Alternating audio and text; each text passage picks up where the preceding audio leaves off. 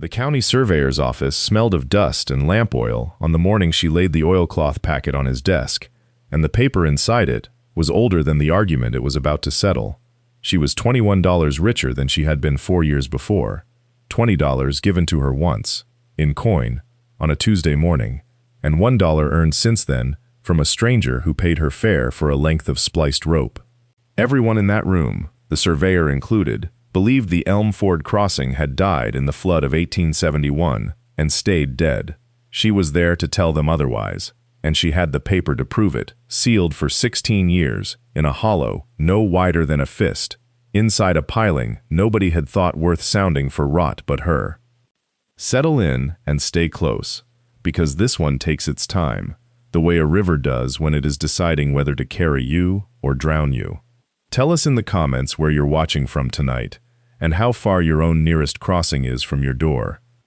She was 17 when it started, though the story of how she came to stand in that surveyor's office really begins further back than that, back before the flood, back before the coins were counted out on a front room table by a man who never once raised his voice while he ruined her. It begins on a river that ran wide and brown through a county that had no name worth remembering, a river with a crossing at a bend called Elm Ford, where for years a ferry pulled by hand rope carried wagons and horses and mail and grief from one bank to the other, and where a man, known to the county records only as the ferryman of Elm Ford, taught his daughter, patiently, without hurry, the things a river will teach you if you are willing to listen instead of fight it.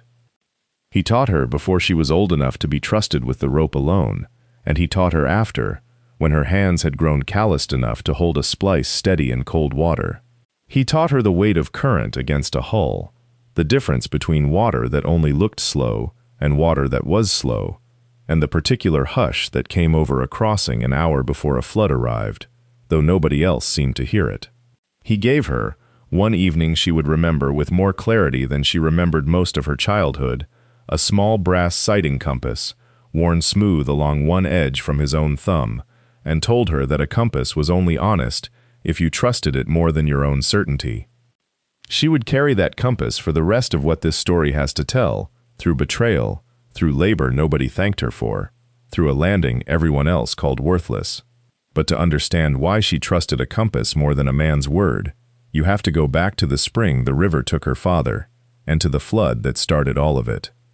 The spring of 1871 came in wet and heavy, the kind of wet that soaked into the wood grain and stayed there, and the river ran the color of steeped tea for 11 straight days. She was 13 that year, old enough to notice how her father's face changed when he studied the water in the mornings,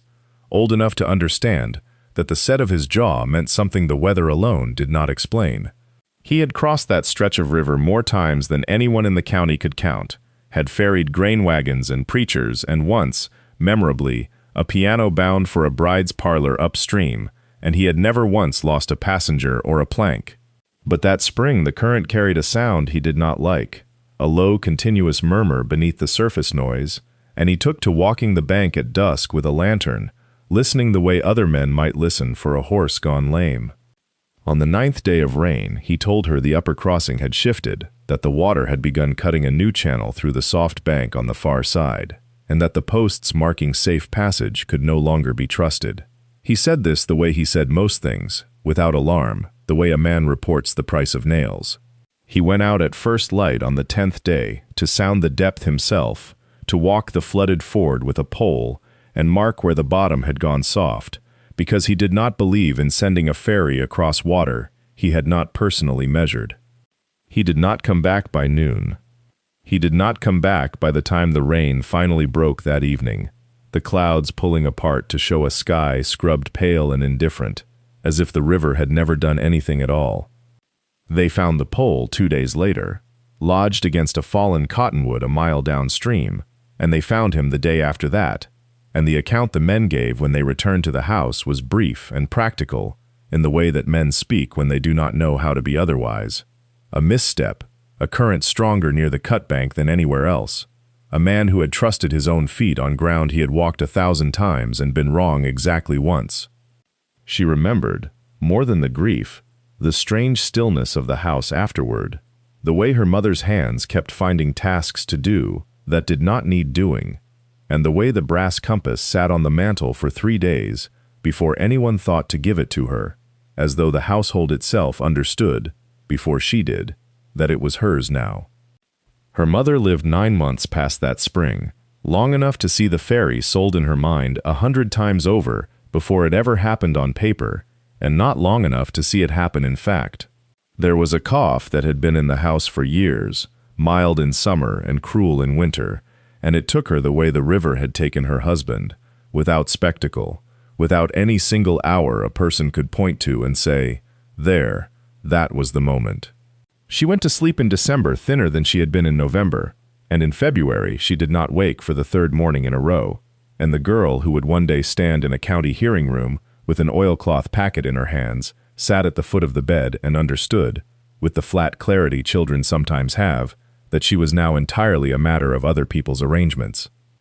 The uncle came for the burying and stayed for the settling of accounts, which he explained, more than once, were separate matters requiring separate kinds of attention. He was not unkind in the visible sense. He brought a ham. He asked after her schooling, which had stopped 2 winters before, and nodded at whatever she told him, as though filing it somewhere.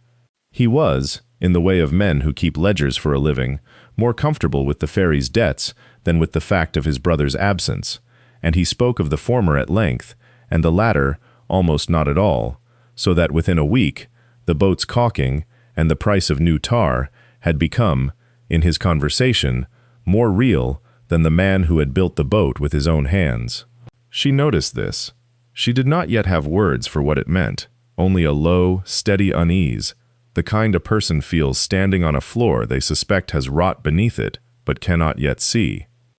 It was in that year, the year after her mother, that she learned the parts of the river charts that had still been strange to her. The notation for a shifting bar, the small cross-hatched marks her father used for a snag he did not trust even in low water, the pencil corrections layered year over year, in a hand growing more certain with practice.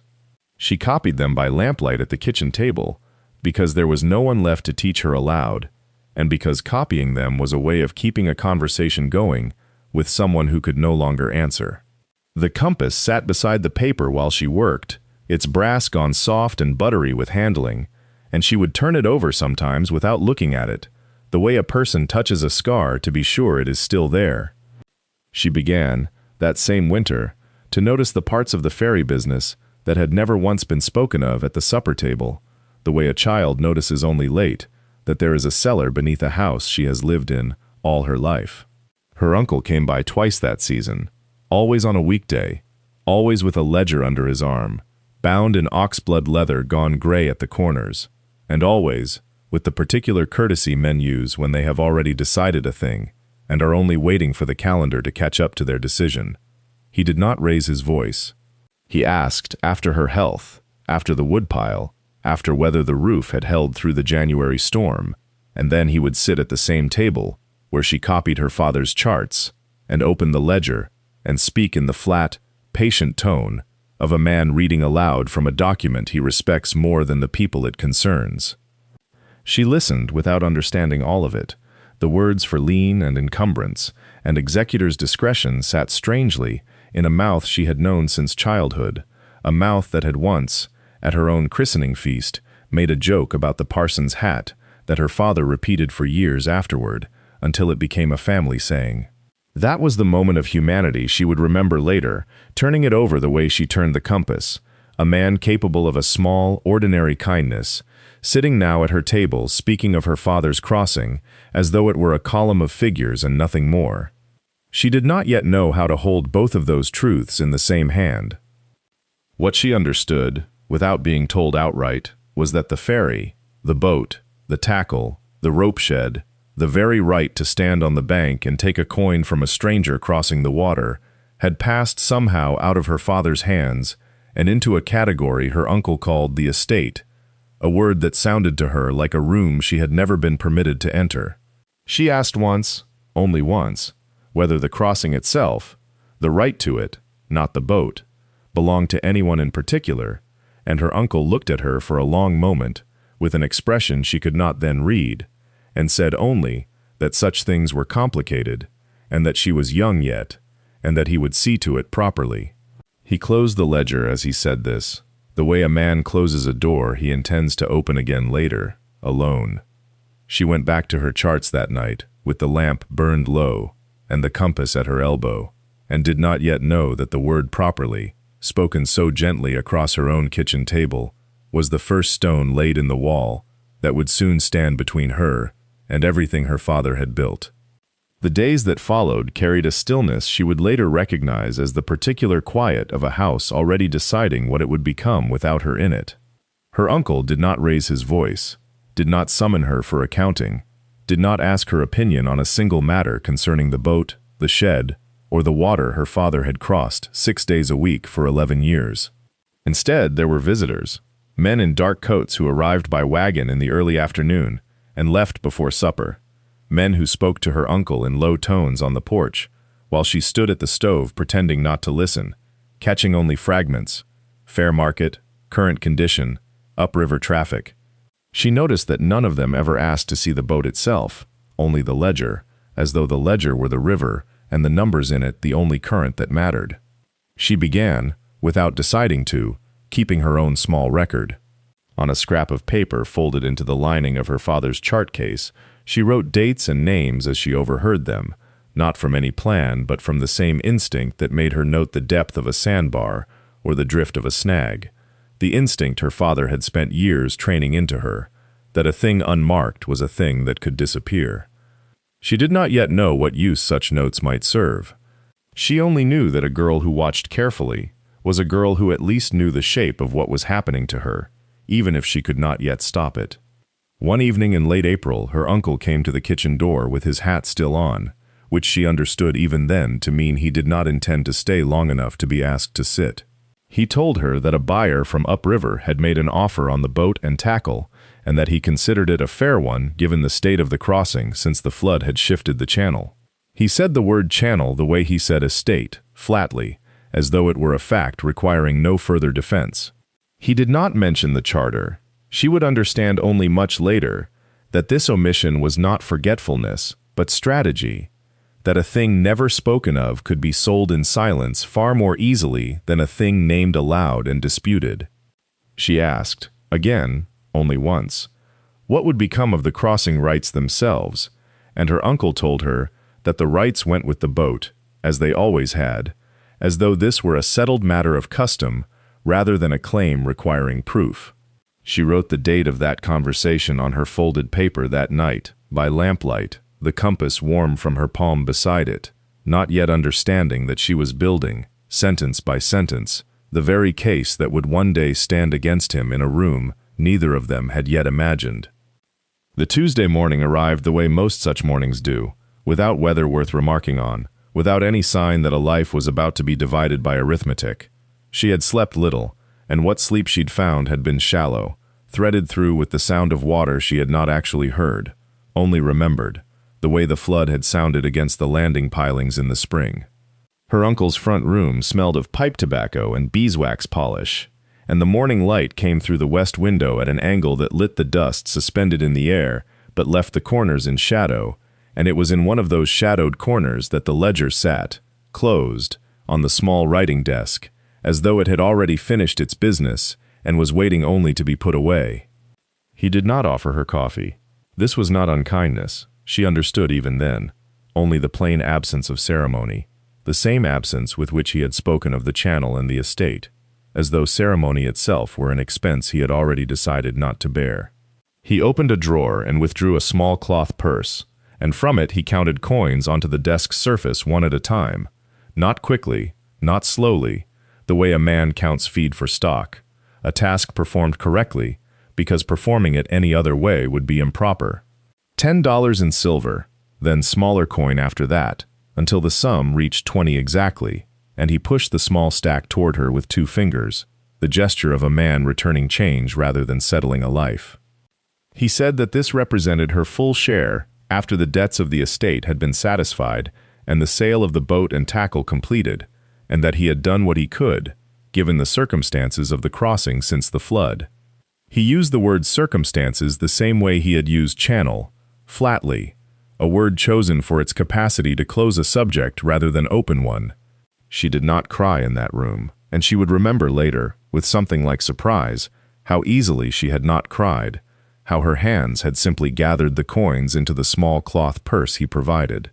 how her voice had asked once more, quietly, whether there was anything of her father's writing, any papers, any charts, that had not gone with the sale. Her uncle told her there was nothing else of value. He said it kindly enough, in the tone a man uses to close a door he believes has already been shut for some time, and he did not know, could not have known, standing in that dust-lit room on that particular Tuesday, that somewhere downriver, inside a hollowed piling no one had thought to sound in 4 years, a single sheet of paper was waiting, patient as water, for someone who knew how to look. She left her uncle's house that Tuesday with the purse in her fist and the brass compass in her pocket, and she did not look back at the porch where he stood, arms folded, already turning his mind to whatever ledger waited for him inside. The road out of town was dry and rutted, and the dust rose in small clouds around her boots, settling on the hem of her dress in a fine gray film that would not shake out even by evening. She walked the first mile without thinking of direction, only of motion, the way a person walks when the walking itself is the only decision left to make. It was not until she reached the fork where the river road split from the town road that she stopped and looked downriver, toward the bend where the old crossing had been before the flood carried the traffic north. She had not planned, in that moment, to go there. She would say later, when asked, that she had simply found herself facing that direction, the way a compass needle finds north without deciding to. But there was more to it than that, and she knew it even then, standing at the fork with $20 in a cloth purse and nothing else that could be called property. Her father had shown her that bend a dozen times from the water, pointing out the deep channel that ran close to the eastern bank, the slower water on the western side, where the silt built up, the way the current bent itself around the old pilings like a hand curling around a rope. He had never told her the landing was worthless. He had simply stopped mentioning it, in the last year of his life, the way a man stops mentioning a house that has already burned. She walked the 4 miles down the river road, with the sun climbing behind her, and the air smelled of dry grass and river mud, and somewhere a red-winged blackbird called from the reeds, in a rhythm that did not change no matter how long she listened to it. She thought, walking, of the words her uncle had used, circumstances, nothing else of value, and she turned them over the way her father had taught her to turn, over a length of rope, before deciding whether it was worth splicing or worth cutting away. A man chooses his words the way he chooses his knots, her father used to say, and a lazy knot tells you as much about the man as it does about the rope. By the time she reached the rise above Elm Ford Landing, the sun stood high enough that the water below threw back a hard, flat glare, and she could see the shape of the old dock leaning into the current, like something exhausted, half swallowed by the reeds that had grown up around its footings in 4 years of neglect. She stood there a long while, not moving, looking at it the way her father had taught her to look at a stretch of river before ever setting a boat into it, not for what it appeared to be, but for what it was doing beneath the surface, where the eye did not naturally go. What the eye did not naturally go to, her father had told her more than once, was the place where the water gave up its shape, where the current, forced around some obstruction below, betrayed itself in a seam on the surface, a line of slightly different texture that a careless man would call nothing at all, and a careful one would call information. She found that seam now, off the near footing of the old dock, a faint disturbance in the flat glare that most eyes would have taken for wind. She watched it for the better part of 10 minutes without moving, the way he had taught her to watch, because water told its truths slowly, and only to those willing to stand still long enough to hear them. What she read in that seam was this: the near piling, the one closest to shore, was not merely leaning from age. Something beneath it was diverting the current in a way that a simple settling would not explain. A piling could lean from rot at the waterline and still sit true in the riverbed. This one leaned from the base up, as though the ground itself had shifted beneath it, or as though the wood down there was hollowed in some particular way the water had found before she had.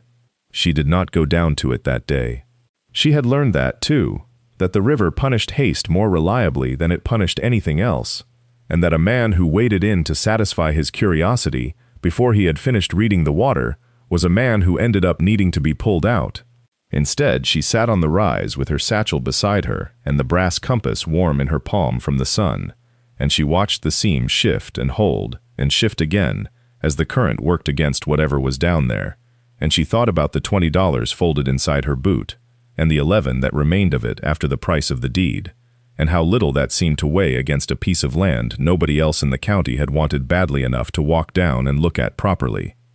By the time the light began to slant, and the glare eased off the water, she had decided nothing except that she would come back at first light with a pole and a length of good rope, because a thing half seen in hard sun was not a thing to be trusted, and because her father had never once made a judgment about a crossing standing on dry ground with the sun in his eyes.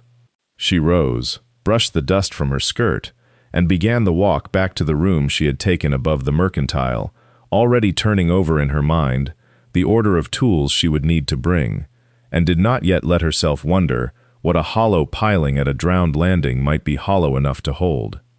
The mercantile room held the day's heat long after the sun had gone down behind the ridge, and she lay on the narrow bed with the window open to whatever air might move through, listening to the town settle into its evening sounds.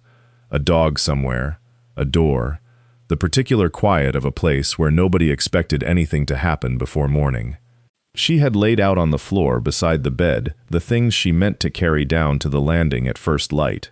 arranged the way her father had once arranged tools before a job neither of them spoke of as dangerous, though both of them had known it was. A coil of half-inch rope she had spliced herself 2 winters back, a pole cut to a length she could still get her hands around at the far end, a hook she had bent from stock at the smith's for a nickel-and-a-half hour of listening to him complain about the price of coal. She went over the piling again in her mind, not the sight of it so much as the sound it had made, and she understood, lying there with her eyes open to the dark ceiling, that the sound was the thing that would not leave her. Rot did not sound like that. Rot gave a soft answer, a give without return, the sound of something that had stopped being wood and started being memory of wood. What she had heard was hollow, the way a barrel is hollow, the way a chest is hollow, a space that had been made on purpose and then closed up and left to wait. She did not let herself finish that thought all the way to its end, because her father had also taught her, without ever putting it in so many words, that a mind too eager for an answer will find one whether it is true or not, and that the river punished eagerness faster than it punished almost anything else a person could bring to it. So she turned instead to the practical matter of tide and light, counting backward from what she knew of the crossing's old habits, the way the water there had always run lower in the early hours before the day's heat began pulling moisture up out of the banks, and she decided she would be at the landing before the sun cleared the far ridge, when the piling would still be half in shadow and the current would be at its most honest. She thought, too, of the $11 remaining, folded now inside the tin box she had bought for a dime, and did the arithmetic of what a pry bar might cost against what she had, and found the sum uncomfortable but not impossible. Somewhere near midnight she slept, and did not dream of the piling at all, but of her father standing at the near bank of Elm Ford, with his hand flat against the current, reading it the way another man might read a face, and saying nothing, only watching, only waiting for the water to tell him what it meant to tell him. She woke before the light did, the way she had trained herself to that whole summer, not by any bell or crowing bird, but by some inward reckoning she had inherited without ever being told its name.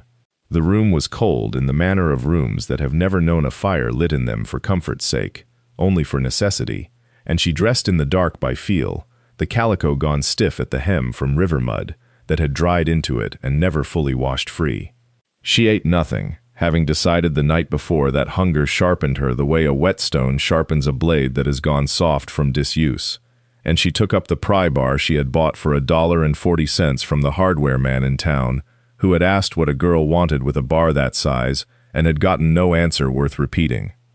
The walk to the landing in that hour was a different country than it was by daylight. The fog sat low over the water in a way that made the far bank disappear entirely, so that the river seemed to end in white nothing, and the only sound was the small conversation the current kept having with the rocks nearer the shallows, a sound her father had once told her was the river talking to itself about where it meant to go next. She walked the last stretch slower than she needed to, not from fear exactly, but from the same instinct that had always made her slow her hand before touching a hitch she was about to test the strength of, the instinct that told her the moment before knowing was worth respecting. The piling stood the way it had stood for 3 days now, patient in its rot, the hollow at its base like a mouth that had not yet decided whether to speak. She set the bar down beside it and knelt, and pressed her palm flat against the wood, the way she had seen her father press his palm against water, feeling for what the thing itself might tell her before she forced anything from it. The wood was cold and slightly damp, and gave under her fingers in the way wood gives when its insides have long since surrendered to whatever lives quietly in dark, wet places. She did not open it yet. She sat back on her heels a moment, the fog thinning by degrees around her, the ridge beginning to show its edge against a sky gone the color of weak tea,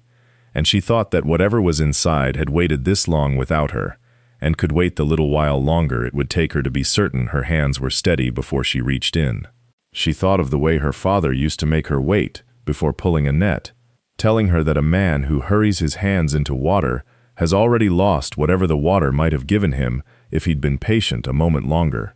He had said it while checking crossing lines below the old landing, back when the current still ran where the chart said it should, back before the flood rearranged the river's opinion of where it wanted to go. She had been perhaps 9 years old, sitting on a coil of hawser rope with her knees pulled to her chest, watching him work a snag loose from a piling with the same unhurried patience he brought to everything, as though time were a resource he did not believe in wasting on speed. She had not understood then why patience mattered more than strength.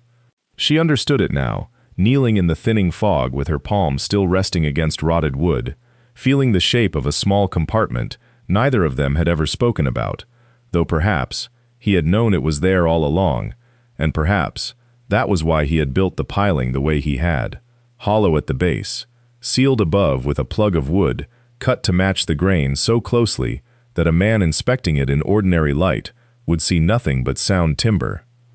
She thought, too, of her uncle's front room, the smell of tallow and old paper, the $20 laid out in careful stacks on the table between them, and how he had not looked at her the whole while he counted it, as though looking at her might have required him to account for something the coins could not settle. She thought that a man like that would never have thought to look inside a piling. He had sold what he could see, the boat, the tackle, the ropes coiled on their pegs, and had never once, in all his careful counting, considered that a ferryman might hide the truest part of his business in a place no ledger would ever list.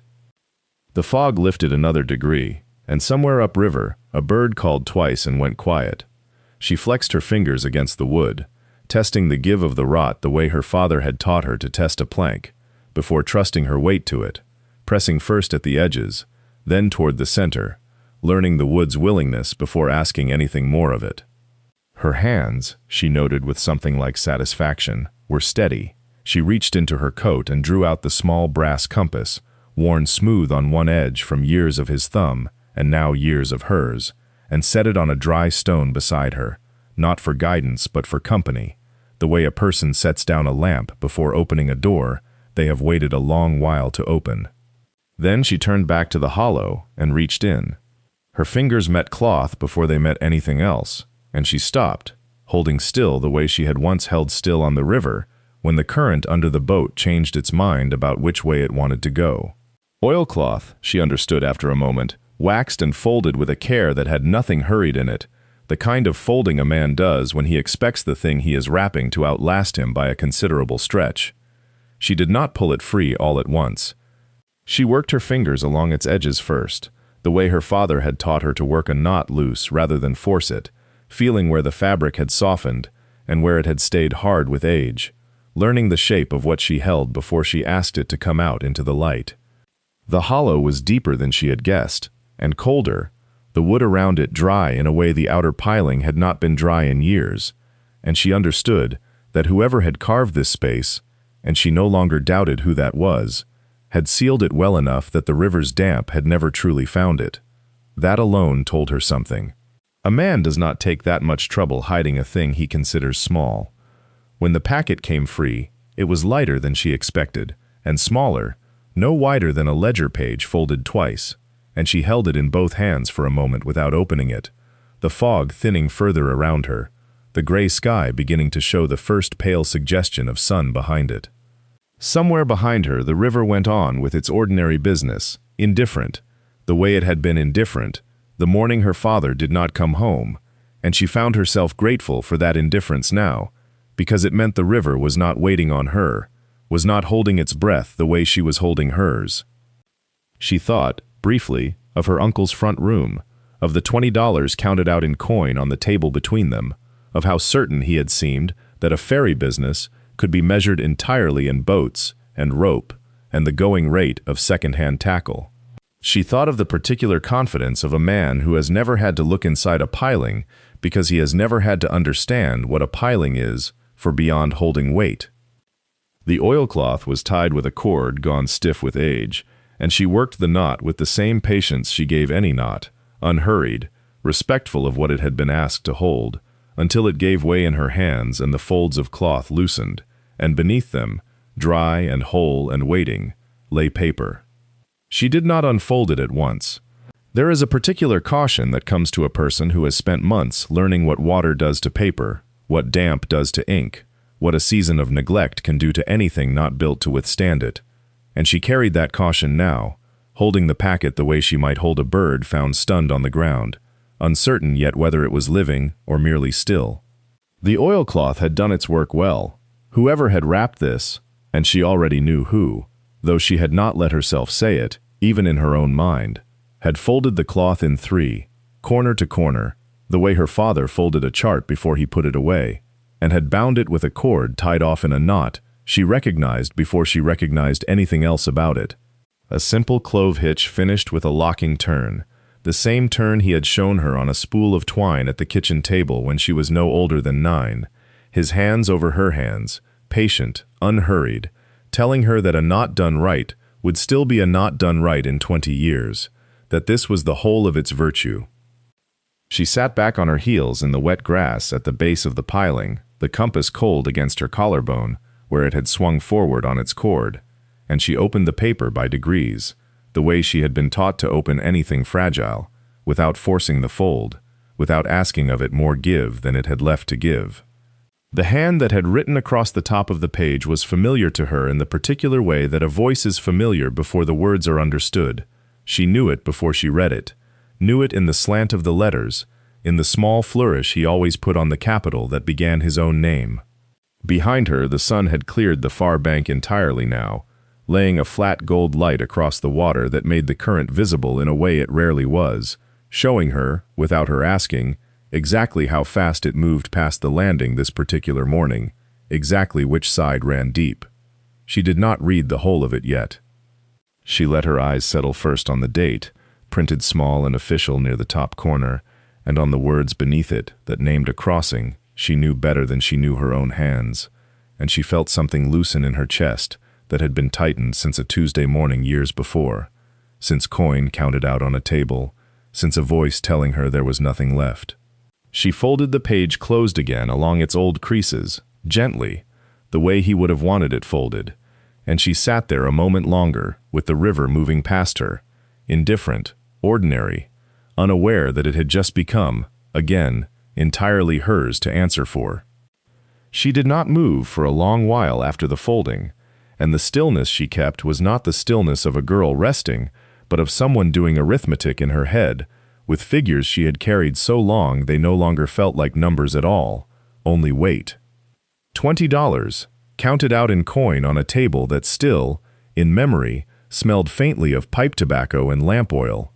A boat sold at a loss to a man 2 towns over who had never once walked the ford at low water to see how the gravel bar shifted after a hard rain. A voice, level and untroubled, telling her there was nothing left, and meaning it, or believing he meant it, which she had come to understand, were not always the same thing in a man like her uncle. She turned the oilcloth packet over once more in her lap, feeling the give of the wax along the seam where she had already broken it, and she thought, not for the first time, that paper could hold a man's intentions longer than his own body could hold his breath. The piling behind her still showed the raw, pale wood where she had chiseled through the rot to find the hollow, and she looked at it now the way she might look at a wound that had finally been lanced, something ugly made necessary by what it released. Her father had bored that cavity himself, she understood now, sometime before the flood, working a auger through heartwood that had not yet begun to soften, and had fitted the packet in dry and snug, and sealed the plug back over it with pitch that had held 11 years against river damp. He had not told her. He had not told anyone, so far as she knew, and she turned that fact over slowly, without bitterness, the way she turned over most facts about him now, looking for the shape of the reasoning rather than the wound of the omission.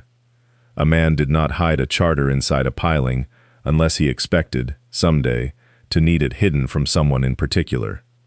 She thought of her uncle's front room, the one window with the crack in its lower pane he had never had mended, and she wondered, with a coolness that surprised her, what his face would do when this page was laid flat in front of him under lamplight or daylight, whichever the county chose. She did not imagine shouting. She had never once, in 17 years, seen him raise his voice, and she did not expect the record he had built his whole manor upon to break now, merely because the ground beneath it had. The current kept moving past the landing, unbothered, cutting its familiar course along the deep side, and she watched it a moment longer before she rose, brushed the dust from her skirt, and began, carefully, to think not of what the charter proved, but of who, exactly, she would need to show it to first.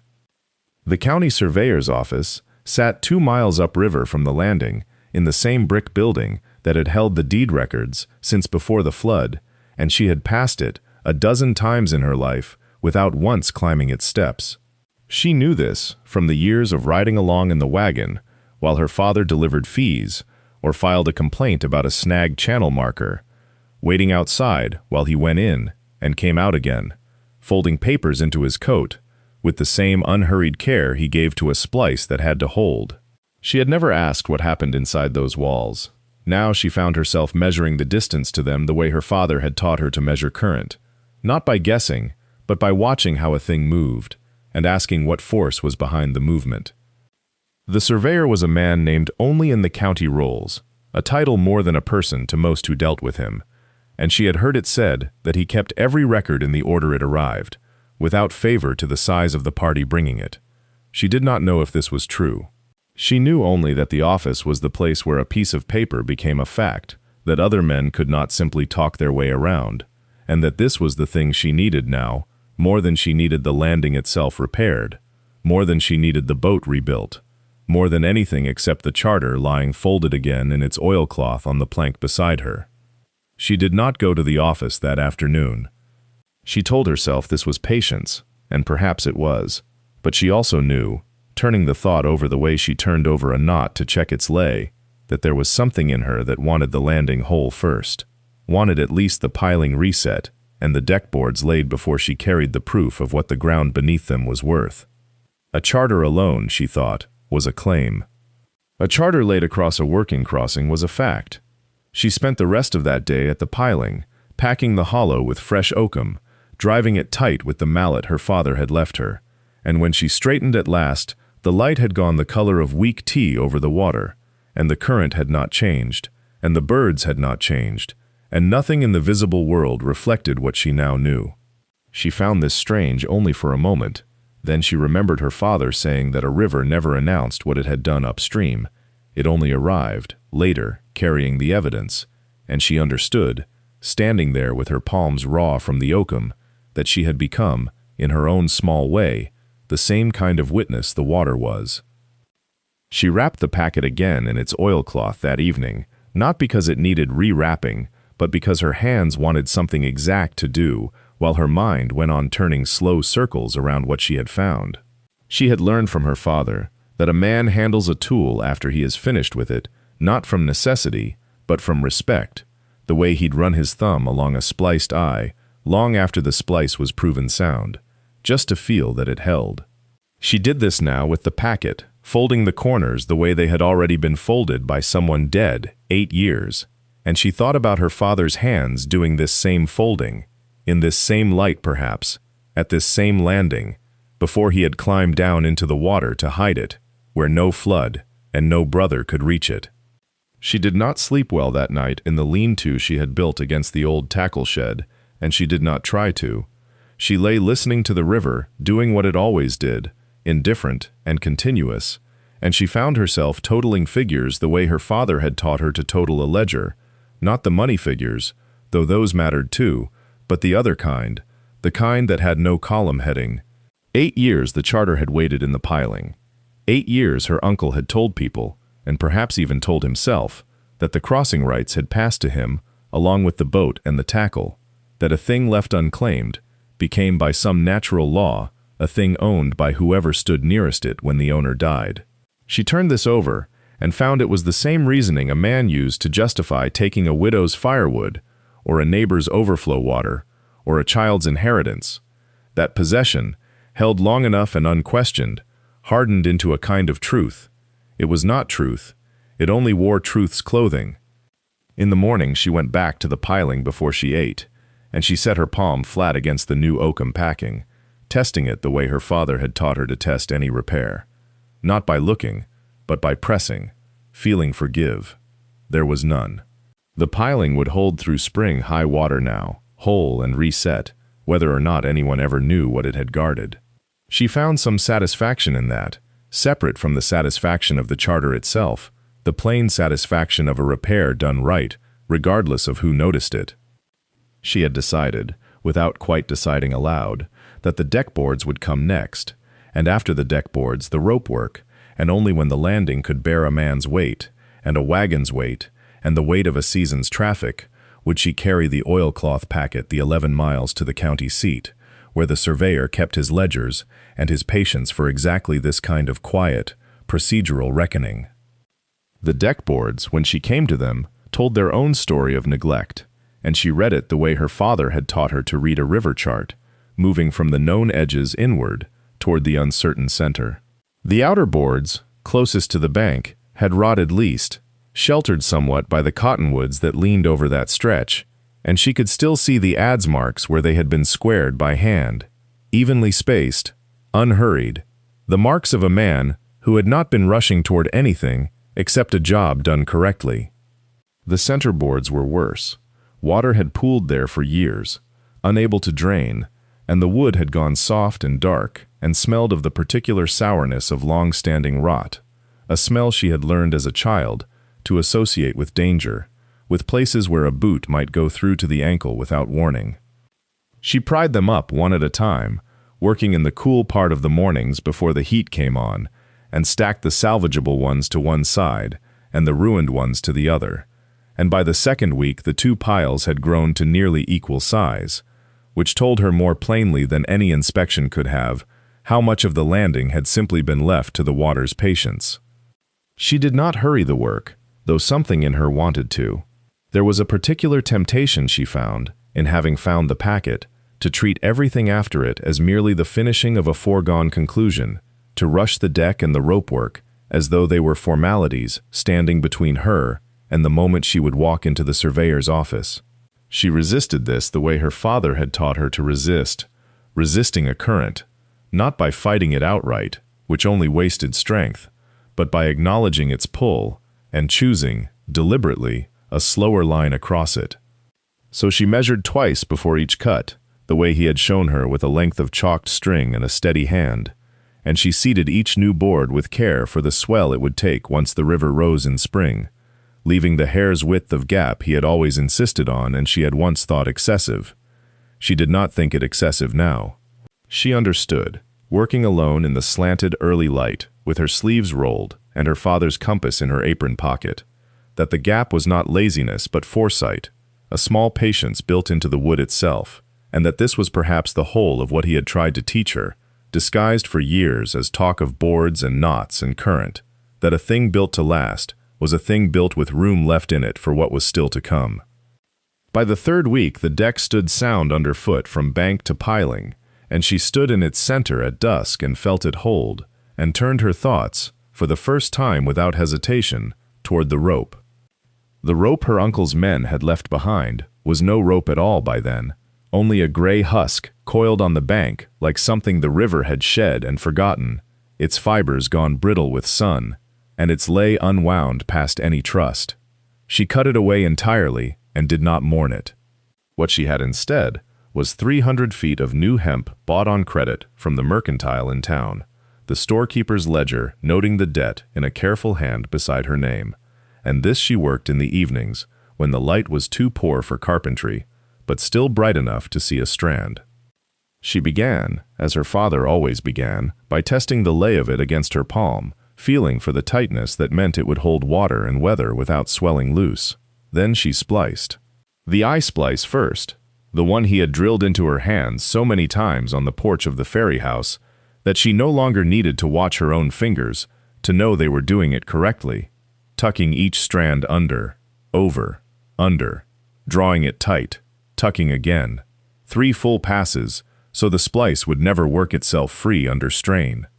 She remembered him saying that a rope was only as honest as its weakest tuck, and that a lazy splice was a lie a man told himself about his own work, one the river would eventually expose. The double Beckett hitch came next, for the block and tackle that would draw the ferry across against the current, and this one had always given her trouble as a girl, her fingers too small and too impatient for the doubling back it required. She was not impatient now. She sat on an overturned crate in the cooling evening air, with the hemp across her knees, and worked it slowly, failed once, unpicked it without frustration, and worked it again until it drew tight and true and held its shape when she pulled against it with her full weight. She thought, doing this, of the flooded spring of 1871, of the current he had misjudged by some small margin no one would ever be able to name, and she found that the memory no longer arrived as it once had, sudden and drowning in its own right, but instead sat beside her quietly while she worked, almost companionable, as though he were watching the splice take shape and approving of it in silence. By the time she finished the last length of tackle rope, full dark had come down over the landing, and she coiled it carefully by feel, hung it from a peg she had driven into the post beside the shed door, and stood a moment listening to the river moving past in the dark, patient, indifferent, waiting the way it had always waited, for the next thing to be built and tested against it. Morning arrived pale and unhurried, the fog lying low over the water in long gray ribbons that the sun had not yet burned through, and she woke to the sound of the river against the pilings, steady, patient, the same sound she had fallen asleep to every night for 4 months now, until it had become less a noise than a kind of breathing she lived inside. She ate a heel of bread standing at the shed door, watching the fog lift off the water in patches, and then she took up the iron-sounding rod her father had shown her how to use, a plain length of stock, blunt at one end, that a person drove into wood to learn what the wood would not say for itself, and she walked the length of the dock testing each post in turn. Most of the pilings answered her the way sound wood answers, with a dull, solid resistance that traveled back up the rod into her palm and told her the heart of the timber was still whole beneath its weathered skin. 2 near the shoreward end gave a softer answer, a give she recognized at once, and she made note of them in the ledger she kept now for the landing's repairs, the same plain habit of record her father had kept for the crossing itself, dates and measures written small and square, in a hand that had grown steadier over the months than it had been in the beginning. The last piling on the downriver side, the one standing furthest out where the current ran fastest and deepest, gave her an answer she paused over. The rod went in cleaner than she expected for a post of its age, cleaner than sound oak ought to allow, as though the wood beneath the weathered face had less resistance in it than a man would guess from looking at the grain, and she stood a long moment with her hand still on the rod feeling for what the wood was telling her, the way her father had taught her to feel for what a current was telling her, beneath a surface that looked calm. She did not draw a conclusion from it that morning. She wrote the measure down beside the others, coiled the rod under her arm, and went back to the shed to mix pitch for the 2 soft pilings nearer the shore, because those were the ones that would fail first, and a person repaired what would fail first, not what curiosity wanted looked at soonest. That had been one of his rules. spoken so often over so many years that it no longer felt like his voice at all, but simply like her own good sense, arrived at honestly, and she worked through the morning with the fog burning slowly off the water and the downriver piling standing out past the others, waiting, unremarked, holding whatever it was holding a little longer. The pitch took the better part of 2 hours to heat properly, and she stirred it with a stick worn to a paddle shape by years of other hands doing the same task, watching the black surface for the particular sheen that meant it had reached the consistency her father called honest, thick enough to seal, thin enough to flow into a seam, without leaving a gap. A winter's ice could open again come spring. The 2 soft pilings nearer the shore took the pitch well, the wood there being sounder underneath its softness than the downriver piling had felt beneath the rod, and she worked with the patience of someone who had learned that a repair rushed was a repair repeated, packing oakum into the worst of the checking before she sealed it over, tapping it home with a blunt iron her father had used for the same purpose on this same dock a decade before she was born to it. By midday the fog had lifted entirely, and the river showed its true color, a green-brown, the color of steeped tea, moving at the unhurried pace it kept through the long middle of summer, before the autumn rains gave it back its temper. She ate standing, bread and a little cheese wrapped in a cloth she'd carried down from the shed, and she found her eyes going again and again to the downriver piling standing apart from the others, the way a person in a room full of seated guests stands apart simply by remaining upright. She had not forgotten it. She had only set it aside, in the manner her father had taught her to set aside anything that could wait, so that the mind doing the waiting could do its proper work undistracted in the meanwhile. The afternoon she spent on the deckboards nearer the ramp, replacing 2 that had cupped badly from years of standing water, and the work went the way good work goes when the hands know it without needing the mind's full attention, which left a portion of her thinking free to turn over what the rod had told her that morning, the give beneath the grain,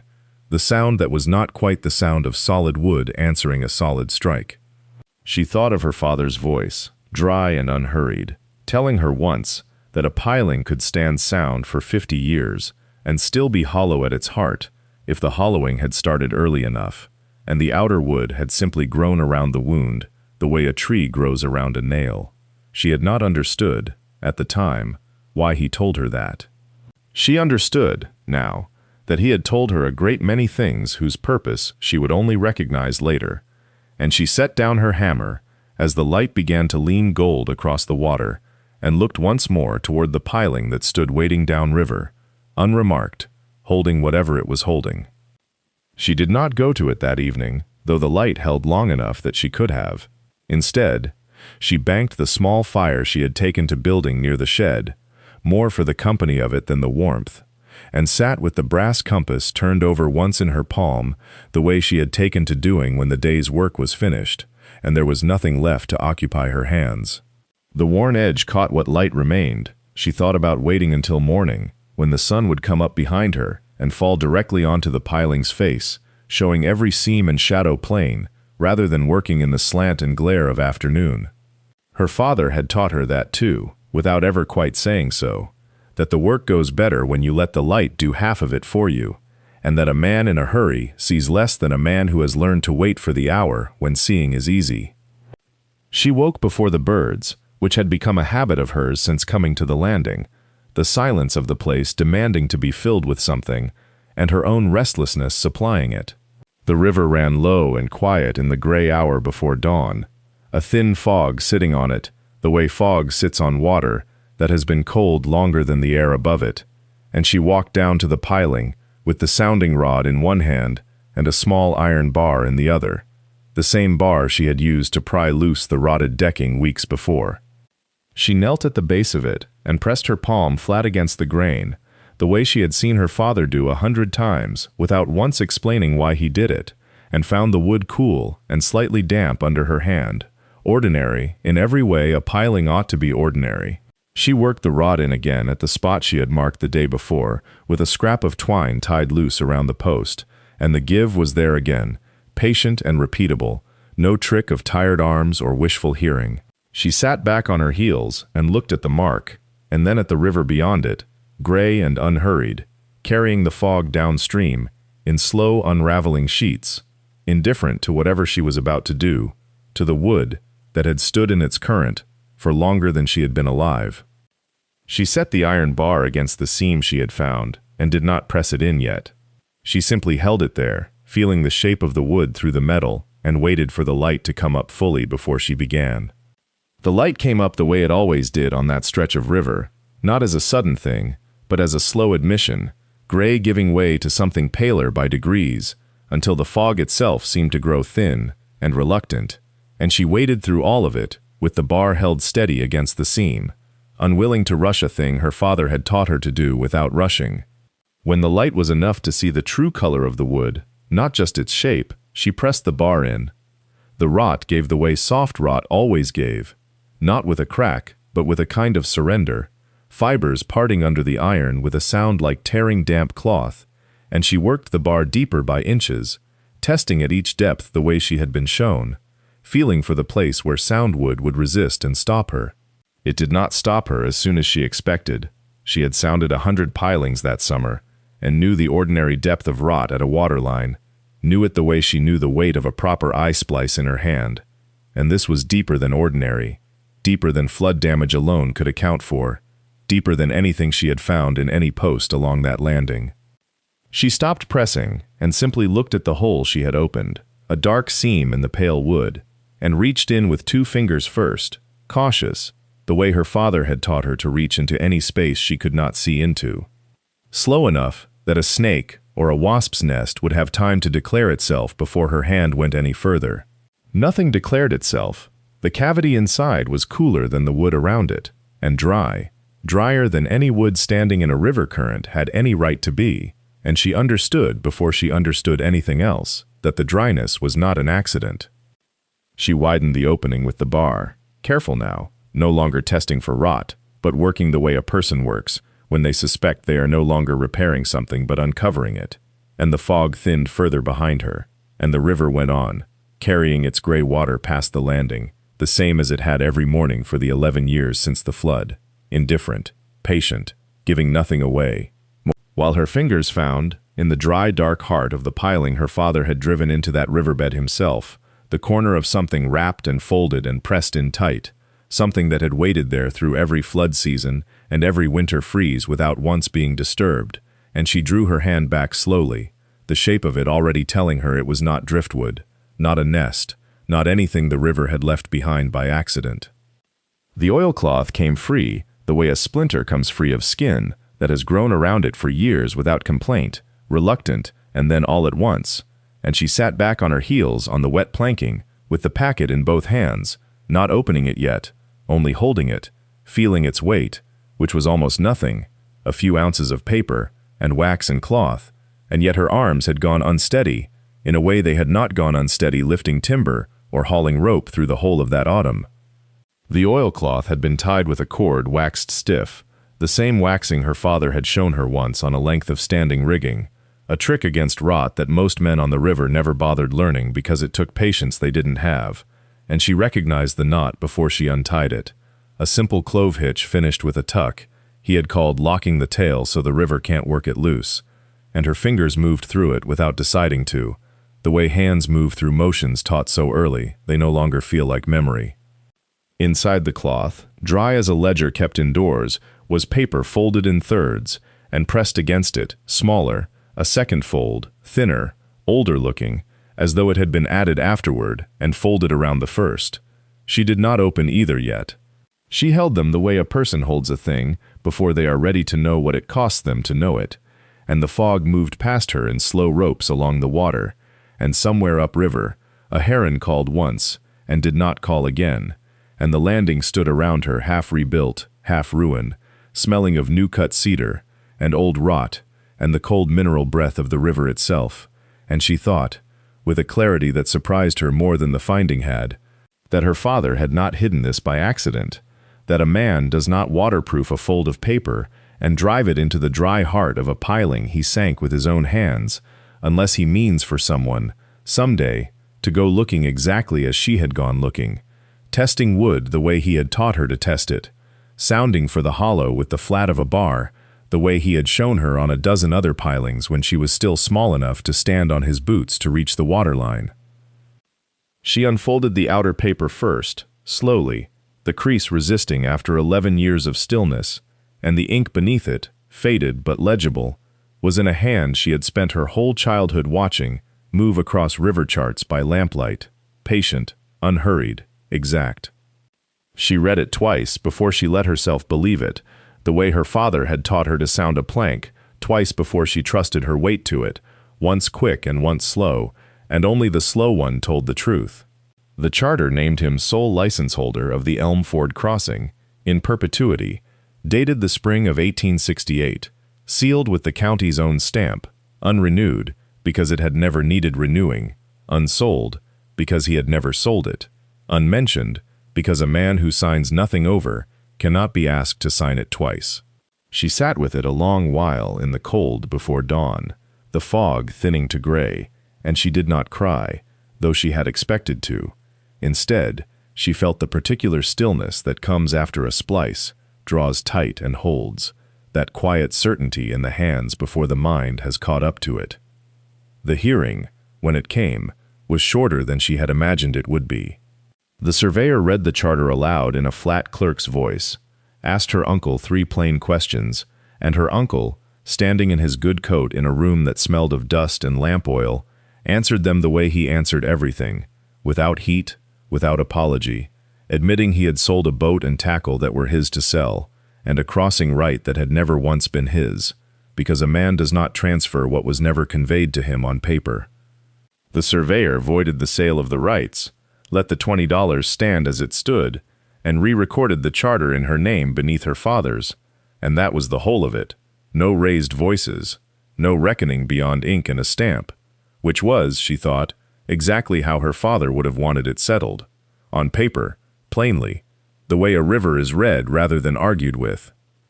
She reopened the landing the following spring, the new planks pale against the weathered gray of the old, the rope coiled the way her father had taught her to coil it, the brass compass worn smoother now on its edge from her own thumb than from his. Travelers crossed again at Elmford, paying their toll to a name freshly cut into the board above the landing, her father's first, her own beneath it, and if they noticed the second name at all, they thought only that the ferry had passed sensibly from father to daughter, as such things sometimes do, along a river that had never once stopped moving, and never would, and did not require them to understand what it had cost her to make it look that simple.